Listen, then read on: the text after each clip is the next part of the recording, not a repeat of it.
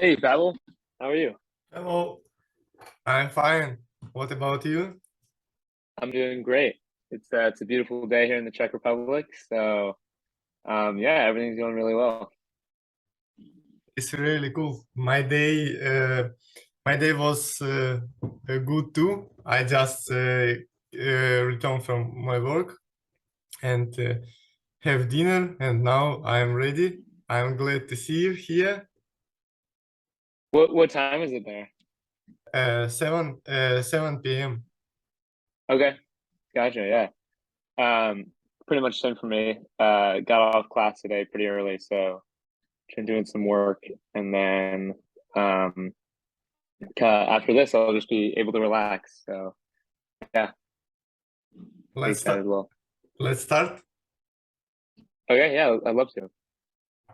Uh, uh, Hello, Owen. Can you introduce yourself for our listeners? Yeah. My name is Owen Robertson. I'm on the Quai team. My official title is community manager. But within that, I do a lot of different things. I have coded Discord bots. I run the TikTok, uh, as well as answer a lot of the questions or some of the questions in the Discord and make sure everything is just going smoothly. So if there is a problem or a suggestion, feel free to ask it. But yeah, that's a little bit about me. Okay, thanks. As far as I know, you're in Church Republic now. Do you like it here? In what city are you? Yeah, so I'm in Prague and I really love it. Prague is a beautiful city. I mean, the Czech Republic in general is beautiful, but Prague is especially beautiful because of the historical architecture. I love just walking around the city and getting to meet everybody. Everybody's extremely friendly here. So it's really awesome. And Prague is actually a very international city. So I pretty much have a friend in every city in Europe now. So, or not city in Europe, I mean a country in Europe, which is something I never thought I'd be able to say. But I've met people from Azerbaijan. I met somebody from Belarus, Ukraine, Portugal, Spain, Italy. The list goes on. And it's really just cool to meet a bunch of different cultures, hear their perspectives on crypto, tell them about Quai, all of that. So yeah, I'm really enjoying myself here. I actually was just in the mountains this weekend. Um, and not in the mountains really. They don't really have mountains, but in the hills. And it was a great time. So yeah, I really love it here. As I don't know, told I to you before, but I was in Prague 2 times. Okay. First time it was 2014. I was on football. I went to Germany, and of course, um, I can't forget to visit Prague Hmm. to drink some beer with my friends and something like that.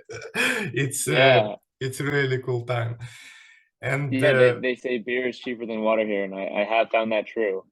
Um, it's very, very cheap here. But they also have some really great beers.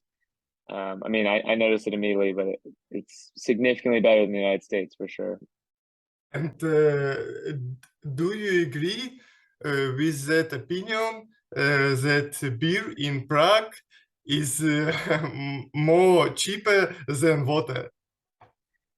Yeah, I think so. I think I paid like I think the other day I paid like $1 for 6 beers. So yeah, I mean that's pretty astounding. That's like almost 20 cents a beer, but I mean less than that. So and then you pay like 25 crowns for a water here. So it can be cheaper than water for sure. I think Church Republic is paradise for people who love beer. Definitely paradise. You can find it in every corner of the city, and you can find every type. And I was not much of a beer drinker in the United States. Because it's actually kind of a cool story. I can't eat gluten in the United States because of the way it's processed, but I can eat it here. I started to drink beer, and like I realized that they grew up on it, and so they're a lot better at drinking it than I am. So I'm learning in that respect as well. But it's definitely a great time, and I've really enjoyed trying the Czech beers. Yes, I understand you. I perfectly understand you. Yeah. Okay, okay, man. And how is the process of creating a TikTok current about Quai? Yeah. So our TikToks are generally pretty similar. We try to follow kind of the general strategy that a lot of other TikToks that are very popular followed. TikToks such as Lumberland, which they don't necessarily talk about their product too much. They really try to target a different audience, try to broaden the scope. So they do like little fun games as you've seen on our TikTok where they'll do like who am I games or guess the influencer or like what's your favorite song or kind of fun things like that. And we wanted to replicate that because we know that we can target our specific audience through Discord and through Twitter. And it's a really great avenue to do so. But to reach a wider audience, generally a younger audience that maybe doesn't have as much exposure to crypto or has a negative perception on crypto, we needed to brainstorm like other ways. So TikTok was one of those ways. And that's why we don't necessarily focus on like educational content, which our YouTube and some of their like Medium, some of our other social medias do. We wanted to really just focus on engaging content that would help us spread the word about Quai and help us spread a brand to a segment of an audience that generally doesn't know about crypto or doesn't have a great idea of what crypto is. Yes, it's cool. As you know, I made interview before with Max and Justin, yes, and I asked them about TikTok too. And of course, my next question, it would be, why did you choose TikTok? But you answered yet, and our listeners can understand all situation in general. And what's your opinion about one thing? Is it true that a person involved into the crypto may not have an age? For example, like my granny, he used TikTok. Yes, I don't know why, but he always told me, "Oh, it's funny, it's really cool." He sent me some videos, and that's why my question about ages. What's your opinion? Yeah, totally. Yeah, just like TikTok, crypto has no age. I actually was fortunate enough to be able to go to a retirement home in Texas and talk about crypto to the residents there. And it was actually a really cool experience because, I didn't necessarily think that these people from an older generation that didn't have as much technology or exposure to technology would be able to grasp the concepts that I was teaching because they are very complex. They're quite a few levels past the normal level of technology. So even if you are technically proficient, crypto concepts can still be difficult. And I've seen that firsthand. So, I really I didn't have great expectations, but I just wanted to keep an open mind. And they really blew me away. They really had an open mind to it. And, even though it's something that they might not completely understand or maybe not use in their daily life, they still were very engaged and asked a bunch of questions and they're really trying to understand it. So it was a really great learning opportunity for me and just experience overall. And, it was actually pretty cool because it actually got some recognition from a reporter, which eventually went viral on Twitter. And then after the Twitter saga, it got under a Cointelegraph article, which I thought was really awesome because I did not expect it at all. So just to see that people, really liked what I was doing and also agreed with me that, crypto doesn't have to have an age, anybody can learn about it. Really made me feel good. So yeah, I know I totally agree with the statement that crypto has no age and I've seen it firsthand. Thanks for your answer, but as I understand, yes, it's seems to me that the older than if you older and older, the more difficult is to understand all this. Or it's not a problem. What's your opinion? Because, for example, in Russia, yes, because I can't tell about other countries because I didn't live in because I live only in Russia, yes, and old generation they don't like some gadgets, computers. Yes, they want to communicate with you in real life. And is this a problem only, for example, in Russia, or is the same situation in other countries, for example, in USA or in Czech Republic? What's your opinion? Yeah, I definitely agree with you. That's something I should have noticed, especially in the Czech Republic, just because of the unique history they have here. But and I think also in the United States, it really just depends on the person. I think there are people that are older that I've seen that were very open to it, but I also saw the other side. So, some people kind of tuned out or what were not as engaged or didn't ask any questions. And I think it really just depends on the stage of life they're at and what kind of exposure they've had to crypto. Some of them had already had an interest just from like maybe their grandson talking to them, and then because their grandson talked about it, they wanted to learn more about it. But if they didn't have that kind of incentive or reason to learn, they definitely were more closed off to it. So I would say it's definitely kind of 50-50. But I think they can be open to it, but I don't think they're all open to it. So, I wouldn't say that's just about Russia. I think it's just more of an age thing. But I still think that even though they might be a little bit older, that anybody can like it and learn about it, regardless. Yes, I agree with you, but it's really hard. It's really hard to understand them some things which you can understand easily. Okay, Owen, and do you have any other ideas for developing content in social networks? Maybe you want to develop more Instagram and or even add a new social network for SM program. Yeah, I think the current social medias that we have are doing really well. I think we're getting good engagement, especially with Twitter. We've had a huge growth in Twitter recently.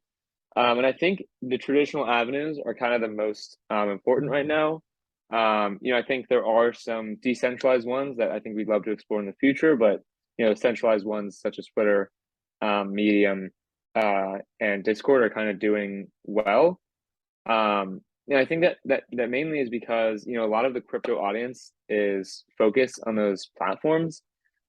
We've definitely seen the most growth from those. And you can look at that for TikTok, for example. We're usually getting hundreds of likes on each Twitter post.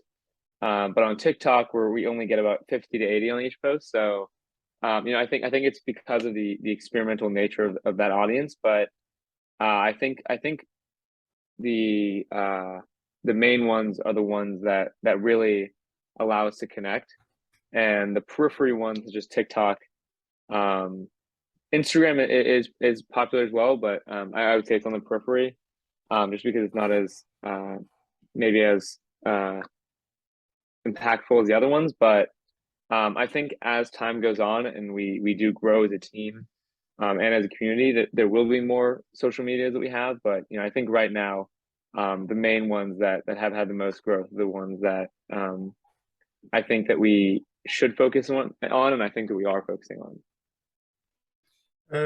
Okay, and as you know, for example, lots of people from India in our community, and they can't use TikTok. For example, in Russia, it's difficult to. Not everyone can use, because if your registration through Russian telephone number, you can't see more.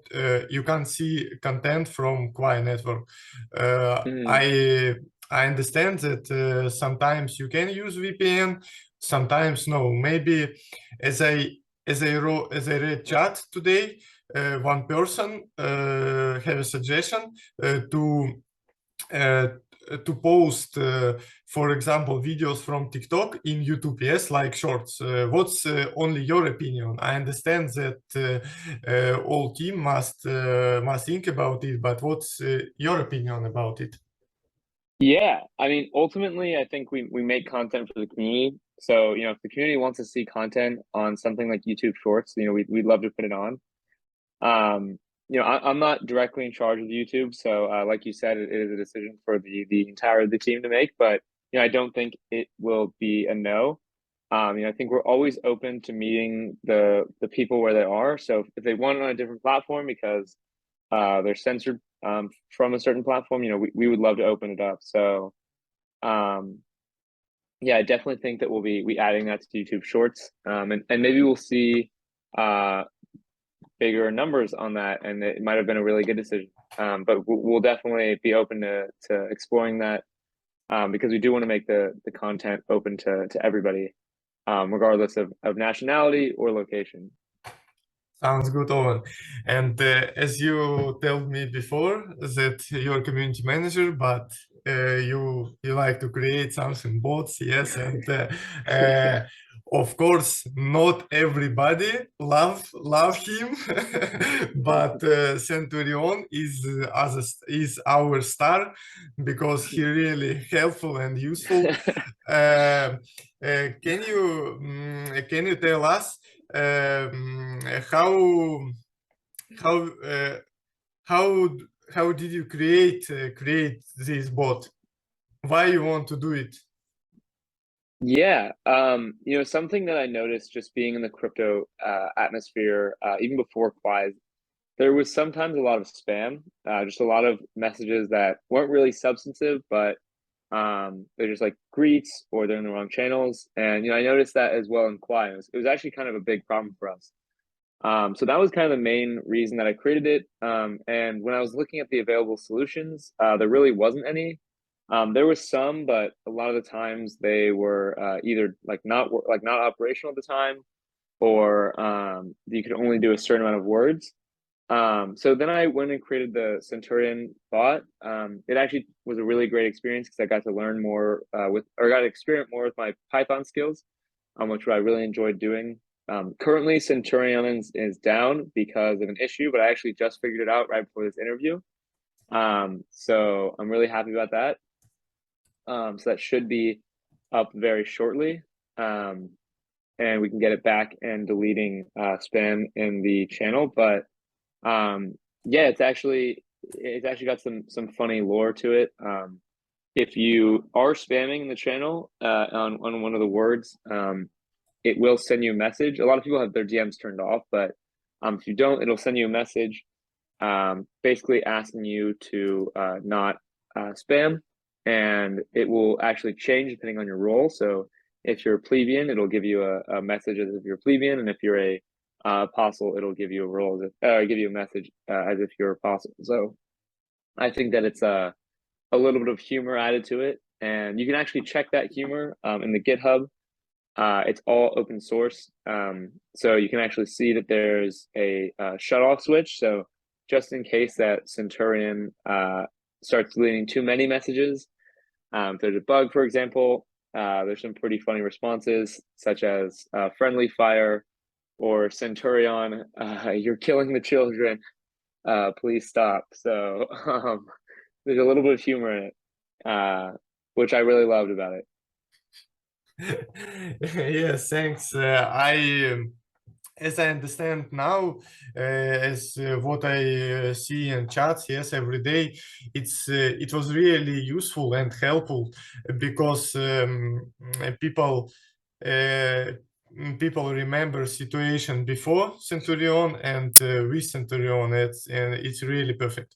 We can say that the Centurion has helped everything, and you have and you have trained your skills too, not not only Yeah. us.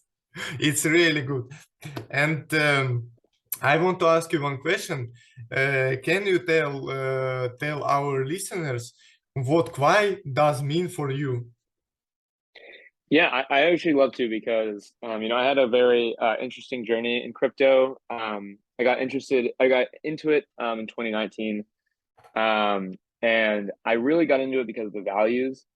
Um, I really don't agree with the policies and procedures that centralized governments and centralized banks um, do just by existing. I believe that the expression absolute power corrupts absolutely is a very true one.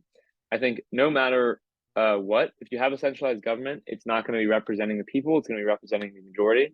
And there's many examples of that. And I knew that crypto had the same values. I knew that the cypherpunks, this is Satoshi who created Bitcoin, had those same beliefs. If you look at the cypherpunk manifesto, it was pretty much everything that I had thought, just written down and more in depth. And so, I really liked crypto for that reason. And as I learned more, I was actually kind of discouraged because there is so much fluff right now. There's so many things that won't be around in 5 years that are really just there because people want to make money. And that's the nature of this. Crypto, they call it the Wild West.